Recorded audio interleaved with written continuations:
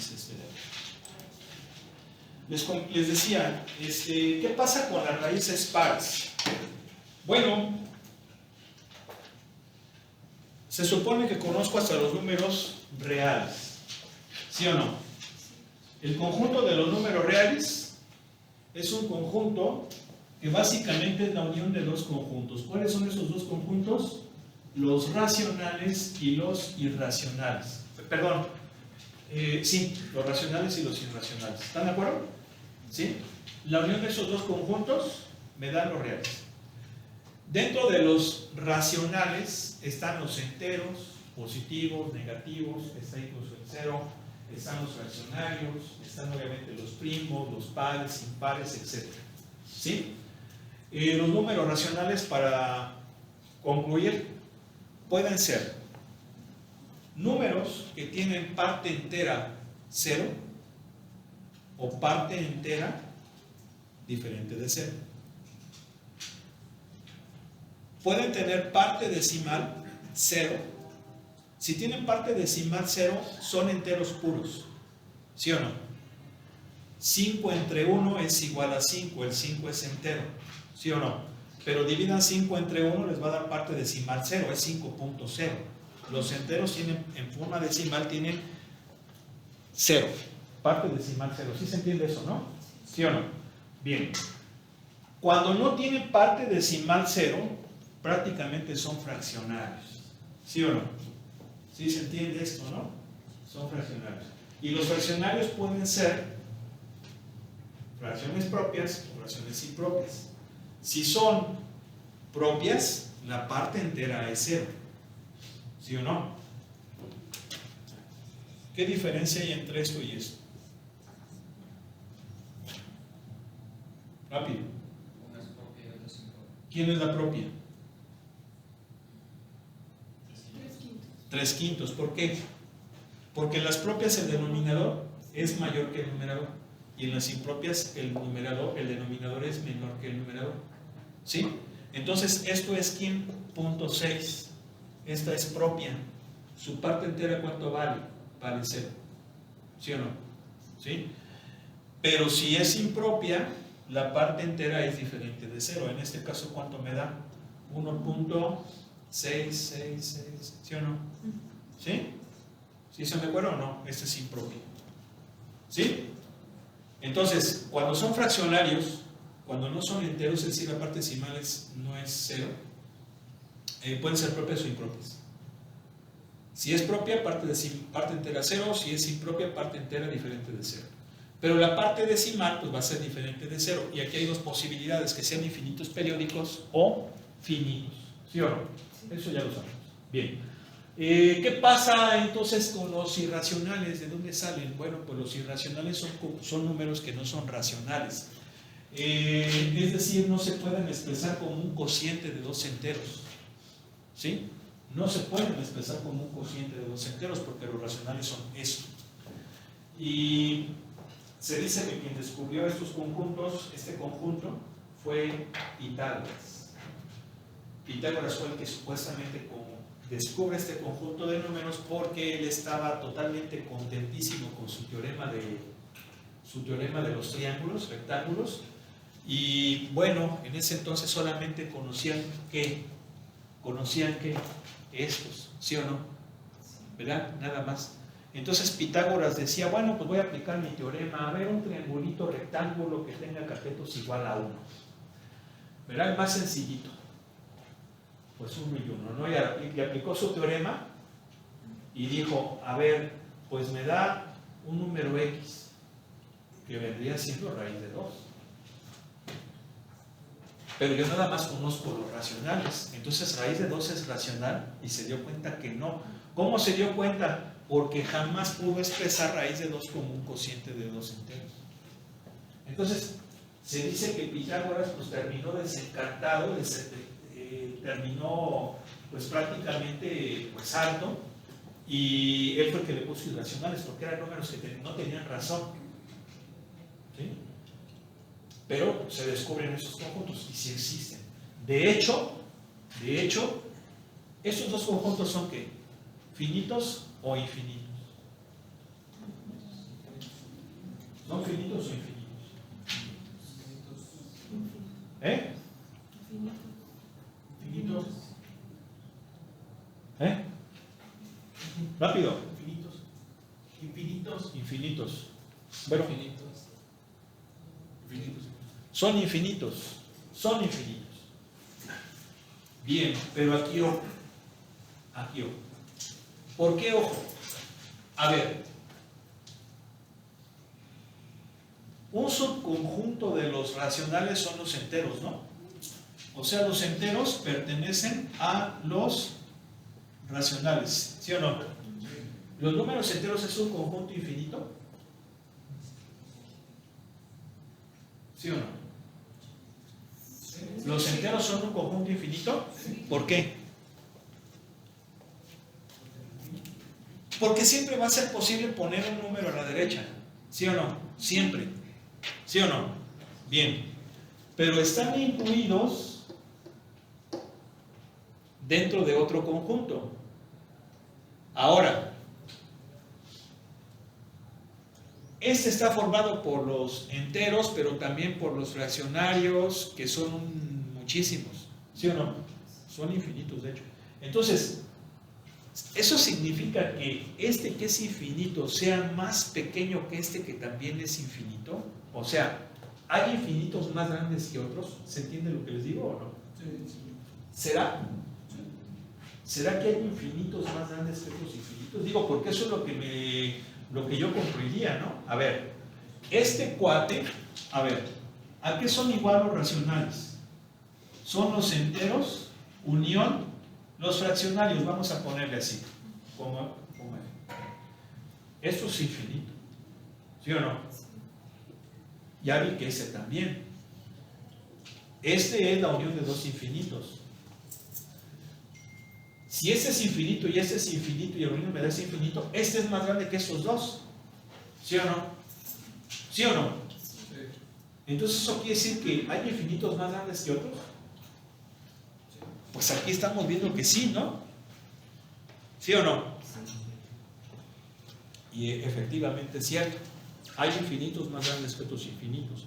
Es decir, infinito no quiere decir que no tenga fin. Infinito quiere decir que es algo indeterminado. Sí, hay que tener cuidado con eso. Porque si yo hablo de, si pienso como infinito como algo que no tiene fin, si yo lo veo desde ese punto de vista, siempre diré que no puede haber infinitos más grandes que otros, puesto que no tienen fin, ¿sí o no? Entonces hay que tener cuidado con esto. Y esto precisamente lo estudió un matemático alemán que se llamaba Jorge Cantor.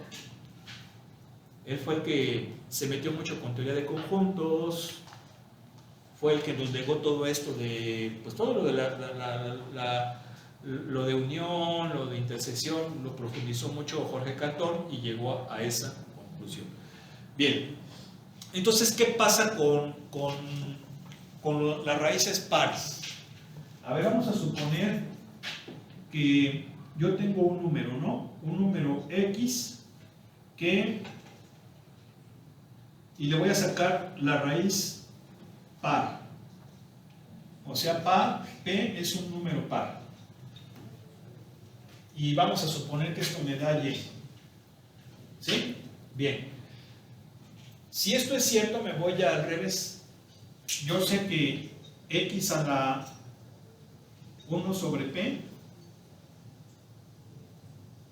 perdón, X a la P me da Y. ¿Sí están de acuerdo?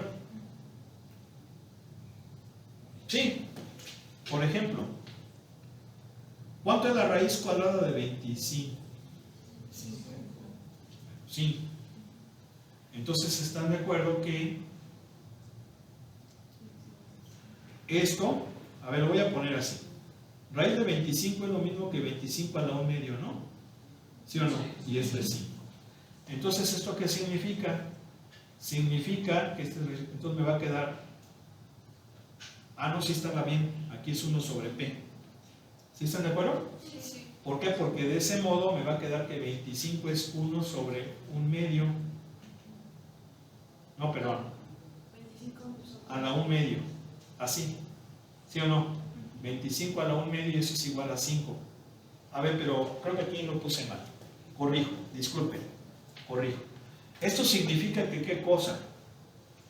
Que y a la p es igual a x. ¿Sí están de acuerdo? ¿Por qué? Porque si yo tengo raíz cuadrada de 25 y sé que es igual a 5, eso significa, bueno, aquí es más menos 5 de hecho. ¿Sí están de acuerdo? Sí. ¿Por qué? Porque 5, bueno, más menos 5 al cuadrado es igual a 25. ¿Sí están de acuerdo? ¿Sí? No hay ninguna bronca. Bien, cuando es par, aquí lo hice con raíz cuadrada. Si yo lo hiciera con raíz cuarta, raíz sexta, octava, son las raíces pares. ¿Sí? Pero, ¿qué sucede? Bueno, vamos a suponer que yo quiero sacar raíz cuadrada de menos 25. ¿Eso cuánto me da?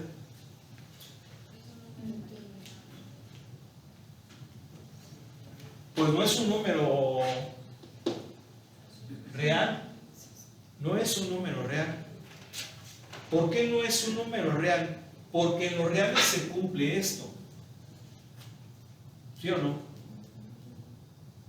Más bien, en los reales, yo sé que si es raíz, significaría que la raíz elevada a el recíproco de esa potencia me va a dar como resultado, si a la raíz la elevo al recíproco de esa potencia, me va a dar como resultado a lo que le estoy extrayendo raíz.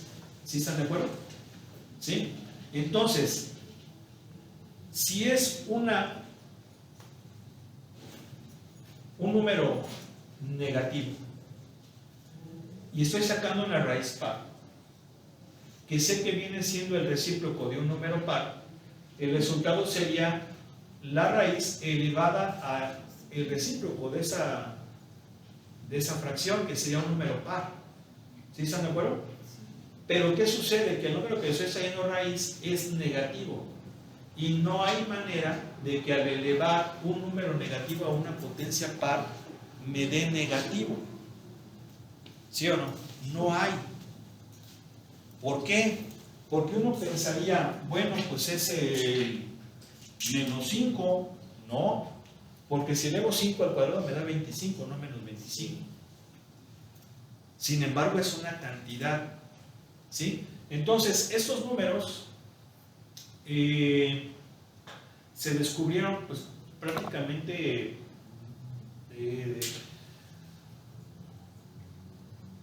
se descubrieron mucho antes, pero se empezaron a estudiar un poco a fondo, más o menos como por el siglo XVI. ¿Sí? Se empezó a estudiar por ahí por el siglo XVI con las ecuaciones polinómicas, porque a fin de cuentas estoy explicando una ecuación polinomial que es el cuadrado, en este caso que es el más sencillo. Sin embargo, ya la teoría de variable compleja o de los números complejos va a quedar bien consolidada en el siglo XIX. Ahí es ya cuando se desarrolla mucho, siglo XVIII, XIX, pero principalmente el XIX, aunque en el siglo XVIII empieza a haber ahí algunas investigaciones, principalmente de personajes como Euler, como Gauss, como Cauchy, ¿sí? Que se empieza a desarrollar el estudio de estos números. Entonces, como sé que son números, pero no son reales, por eso es que los matemáticos les llamaron números imaginarios, ¿sí? Que se representan con esta letra. Entonces, los números imaginarios son números que se obtienen a partir de raíces pares de números negativos. ¿Sí? ¿Estamos de acuerdo? Y los números imaginarios los vamos a poner como A y una letrita I. ¿Sí estamos de acuerdo? ¿Quién es A? A es un número real. A es un número real. Pero I es un número, fíjense bien, es un número que se llama unidad imaginaria. ¿Sí? Se llama unidad imaginaria. Y la característica de la I es que I cuadrada es menos 1, o lo que es lo mismo, la raíz de I es, perdón, la raíz de menos 1 es igual a I. ¿Sí se entiende? ¿Qué significa esto? Significa que todos los axiomas y propiedades de los números reales se van a cumplir en los números imaginarios, incluyendo esta. Incluyendo esta. Tenemos que incluirla. Y tenemos que darle prioridad sobre las otras propiedades. Y ahorita lo vamos a ver. ¿Sí? Entonces estos son los números imaginarios. Entonces, ¿qué es lo que pasa? Que ya cuando todo esto se concluye, lo que hacen los matemáticos es unir, porque siempre han unido. ¿Sí? Acuérdense, unimos los racionales y los irracionales. Unimos los naturales y los enteros negativos, ¿no? Entonces unen a quienes, a los reales con los imaginarios, y se obtiene un conjunto más grande que son los números complejos. Los números complejos. ¿Qué significa? Que todo número real es complejo, pero también todo número imaginario es complejo. ¿Sí? Ahora, los números complejos tienen una estructura que se llama forma cuadrangular o forma estándar de los números complejos. Para empezar, los números complejos generalmente se representan con la letra Z.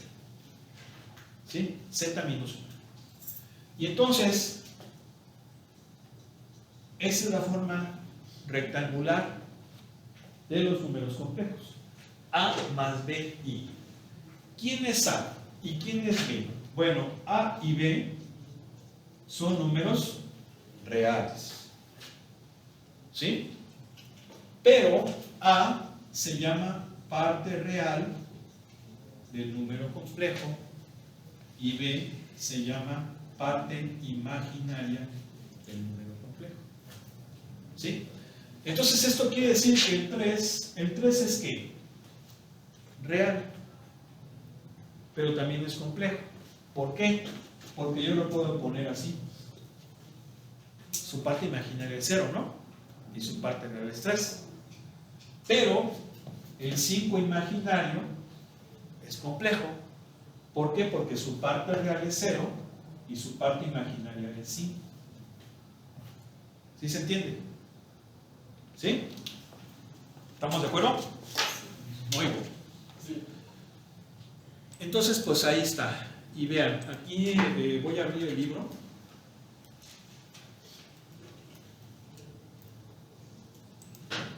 Porque esto no viene acá. Vamos a completar con los dos, porque cuando me dieron ese documento, pues le faltaban hojas.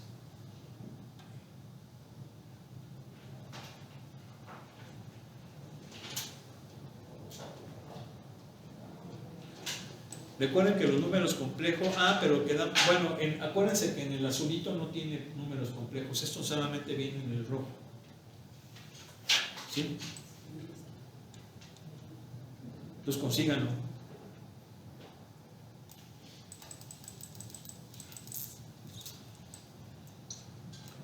Miren.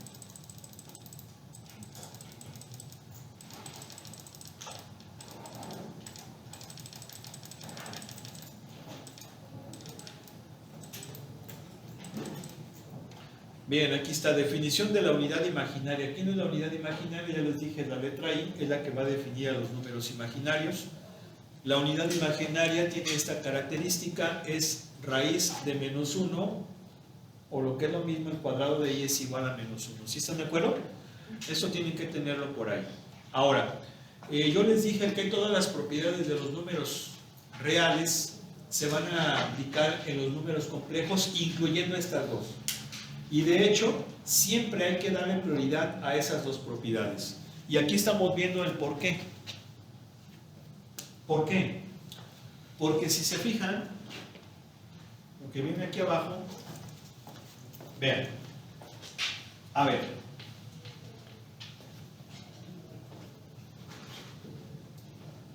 Yo sé que, ¿qué cosa? Que I es igual a raíz de menos 1, ¿sí o no? ¿Sí?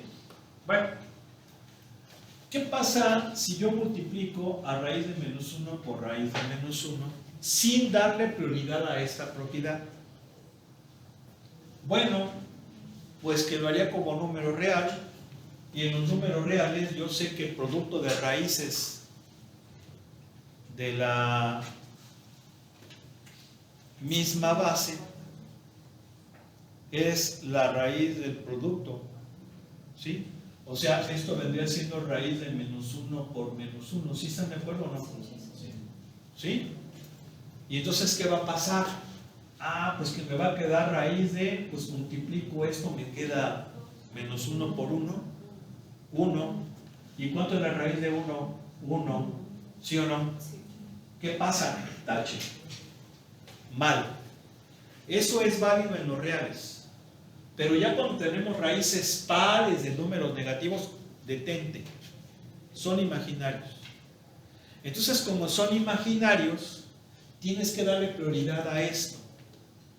Y si le das prioridad a eso, ¿qué significa? Que raíz de menos 1 por raíz de menos 1 sería i por i, y esto te da i cuadrada, y esto te va a dar menos 1. ¿Sí se entendió? Mira, aquí está. Esto es correcto, pero esto es incorrecto. ¿Por qué? Porque inmediatamente que tengas raíz par de número negativo, ya sabes que sobre todas las propiedades de los reales tienes que darle prioridad a eso. ¿Sí? O sea, las propiedades de los complejos, de los imaginarios son las de los reales, pero incluyendo esas dos nuevas. Por eso es que le tienes que dar prioridad. ¿Sí quedó claro o no? ¿Sí? ¿No oigo? Sí. Bueno, ahora, aquí tenemos la definición que ya la explicamos. A y B son números reales. De hecho, A es la parte real que se representa como RZ. O sea, yo digo, todo número complejo expresado en forma rectangular es como un binomio. ¿Sí o no? Un binomio de la parte real y la parte imaginaria, ¿no? La parte real de Z es A, la parte imaginaria de Z es B. Vean que la parte imaginaria no incluye a I. ¿Sí o no? No incluye a I. O sea, no es BI, no. Nada más es la pura B. Porque recuerden que las partes son reales. ¿Sí o no? A y B son reales. Lo único que va a hacer que sea imaginario es I. Por eso es que no la incluyes. ¿Sí o no? Sí. Bueno, entonces aquí está A en la parte real, B es, aquí está mal, no incluye a la I. La parte imaginaria nada más es B. Ahora, A más B se llama forma rectangular o forma estándar, también les había comentado que también se puede llamar así, del número complejo. Ahora, ¿por qué se le llama forma rectangular? Porque los números complejos yo los puedo representar en el plano complejo. Y el plano complejo viene siendo lo mismo que el plano cartesiano, bueno, parecido. Dos ejes perpendiculares, entre ellos uno horizontal, uno vertical. El eje horizontal es el eje real y el vertical es el eje imaginario. ¿Sí? Entonces, en el plano complejo, que es eso, está formado por el eje real que viene siendo como parecido al X, ¿verdad? Y el imaginario que viene parecido como el Y. Yo puedo representar los números complejos, pero los puedo representar como un radio vector. ¿Sí? ¿Qué es un radio vector? Bueno, a lo mejor muchos no... Digo, yo quiero pensar que a lo mejor sí saben el concepto de vector. ¿Sí o no? Aquí sí se relaciona con el vector en física. ¿Quién ya vio vectores en física? A ver, rápido. A ver usted. ¿Sí? ¿Con quién lo vio? Con Checo, con mi cuate. ¿Sí o no? Una buena gente, ¿no? ¿Sí o no? Más, no. ¿Sí o no? Bueno. ¿Qué dices de los vectores? ¿Cómo se representan gráficamente los vectores? En un plano cartesiano y, bueno, de acuerdo a unas coordenadas. Con una flecha, ¿no? ¿Sí? Con una flechita, la flecha te dice qué tan grande es el vector. Esa flecha indica el sentido. El tamaño de la flecha indica la intensidad o magnitud. ¿Sí? La puntita de la flecha indica el sentido. Al hablar de sentido ya va implícita la dirección. ¿Sí? Pero faltaría el otro elemento de un vector, que es el punto de aplicación. ¿Sí? ¿Sí o no? Bien, pues un radiovector es un vector cuyo punto de aplicación es el origen. Ese es un vector posición. ¿Sí? O un radiovector también se le llama. Entonces, los números complejos se representan con vectores posición o radiovectores. Es decir, vectores que tienen como punto de aplicación el origen y punto final las coordenadas de un punto cuyas coordenadas son las componentes o las partes reales e imaginarias del número complejo al cual se está haciendo referencia. Ahorita vamos a explicar eso. Ahora, los números complejos también se pueden sumar, se pueden multiplicar. Aquí está la definición, dice, supongamos que tenemos los números complejos A más BI, vamos a suponer que se llama Z1, y Z2 igual a C más DI. Entonces su suma va a ser un número complejo cuya parte real es la suma de las partes reales y cuya parte imaginaria es la suma de las partes imaginarias. ¿Sí están de acuerdo? La resta de dos números complejos va a ser un número complejo cuya parte real es la diferencia de la parte real del minuendo menos la parte real del sustraendo, y la parte imaginaria del minuendo menos la parte imaginaria del sustraendo. ¿Sí están de acuerdo? Es decir, suma de partes reales, suma de partes imaginarias, resta de partes reales, resta de partes imaginarias. Por eso les digo que la parte imaginaria no incluye la I, pero bueno, ahí lo puso el libro, no sé, me extraña. Eso es suma y resta de números complejos, pero también se pueden multiplicar. Los números complejos también se pueden multiplicar. De hecho, ya más o menos vimos algo. ¿Por qué vimos algo? Porque sacamos I por I, ¿sí o no? I por I es lo mismo que 1 por I por 1 por I, ¿sí o no? Y ya vimos que eso es igual a ¿qué? A I cuadrada, o sea, menos 1. ¿Sí? O sea, los números complejos también podemos multiplicarlos. Pero aquí la multiplicación va a ser un poquito más engorrosita. Pero sí y no. ¿Por qué sí y no? Porque vamos a recordar a un cuate de la secu. Por eso me gustan a veces esas materias, porque les recuerda a uno, chicos, ¿se acuerdan de su amigo de la secundaria de matemáticas? Y pues no en pocas ocasiones he visto así como miraditas así como de nostalgia, pero a la vez de alegría. Ay, sí me acuerdo de no sé, productos notables. Ay, sí, ya me acordé de los productos notables. Es algo bonito, ¿a poco no? ¿Verdad? Uno diría, no, eso fue en la secundaria. Bueno, pues lo vas a volver a usar. Es un reencuentro. ¿A poco no? Siempre son bonitos estas cosas. ¿No? Sí, sí, sí. ¿Y a quién? A cositas como estas. A ver, lo voy a poner así. X más Y por X más Y. ¿Se acuerdan? Multiplicación de binomios. ¿Sí o no? ¿Verdad? De hecho, este cuadro se parece a X más Y al cuadrado. ¿Sí o no? ¿Cómo se llamaban esos cuates? Productos notables. ¿Sí o no? Productos notables. ¿Lo vieron en dónde? En segundo de secundaria, hasta me acuerdo. No, primero, creo, ¿no? Primero, segundo de secundaria. ¿Se fijan cómo los adioses en matemáticas no se dan? ¿Sí o no? Te vuelves a encontrar con estos amigos. ¿Y por qué? Pues porque te recuerdan y te dicen cómo se hace. ¿Sí o no? ¿Verdad? ¿Cómo le hacíamos aquí? Bueno, primero que nada, ¿por qué utilizamos esto? Porque ya vimos que los números complejos los podemos expresar en forma de binomio. Esa forma rectangular es un binomio, ¿sí o no? ¿Están de acuerdo? Entonces aquí estoy multiplicando binomios. ¿Y qué es lo que te decía el producto notable? Que es, mira, incluso aquí tú vas a decir, no, pero es que este es el mismo.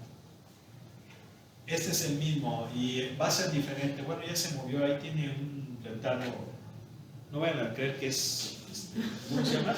Es el zorro vengador, una cosa de esa. No, tal cual una patada. No, lo que pasa es que luego a veces tiene un detalle ahí, el mouse. ¿Sí? No vayan a creer que es. Si no, ahorita agarro el mouse y lo aviento. Bueno. A ver, entonces vamos a suponer que yo quiero multiplicar A más BI por C más DI. ¿Están de acuerdo que estoy multiplicando? Vamos a suponer que Z1 es este y Z2 es este. Entonces estoy multiplicando Z1 por Z2. ¿Sí están de acuerdo? ¿Sí? Entonces es como si multiplicara binomios. ¿Cómo lo hago? Miren. No sé cómo lo hayan visto en la secundaria, pero lo pueden hacer así, ¿verdad? ¿Sí o no? O lo pueden hacer directamente. Vamos a hacerlo primero así. Este por este, B de I cuadrado. Este por este, A de I. Este por este, C de I. Este por este, AC. ¿Sí están de acuerdo? ¿Sí o no? Se fijan que son como en la secundaria, ¿no? La multiplicación de binomios. ¿Sí o no? Bien. Ahora, ¿qué onda? Este es real, este es imaginario, este es imaginario, este es real. ¿Por qué real? Porque I cuadrada es menos 1. Entonces este y este son reales, son la parte real. AC menos BD, ¿sí? Más, esos son imaginarios. Entonces la parte imaginaria va a ser AD más BC. Vamos a ponerlo así, imaginario. ¿Sí están de acuerdo? ¿Sí? Que es lo mismo que hacerlo de forma horizontal, ¿no? Este por este, AC, este por este, CDI, este por este, BCI, este por este, más BDI cuadrada, y luego pues lo simplificas y vamos a llegar a esto, ¿sí o no?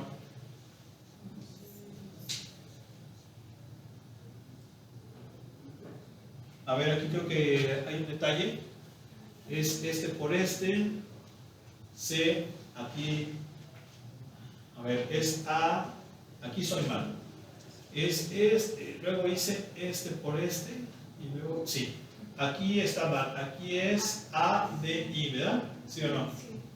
¿Sí? Sí, porque es este por este, esto. Este por este, esto, luego es este por este, esto y este por este. Okay. ¿Sí o no? Entonces aquí va a ser AD más BC imaginario. ¿Sí?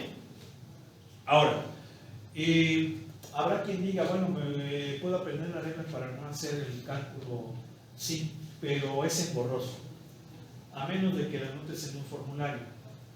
Y ya, por ejemplo, digas, a ver, la parte real es la parte real del primero por la parte real del segundo menos parte imaginaria del primero por parte imaginaria del segundo. Eso me da la parte real. Y la parte imaginaria es parte imaginaria del primero por parte real del segundo más parte real del primero por parte imaginaria del segundo. Va de nuevo. Parte real. Producto de partes reales menos producto de partes imaginarias. ¿Sí o no? ¿Sí o no? ¿Sí? Esa es la parte real. Parte imaginaria es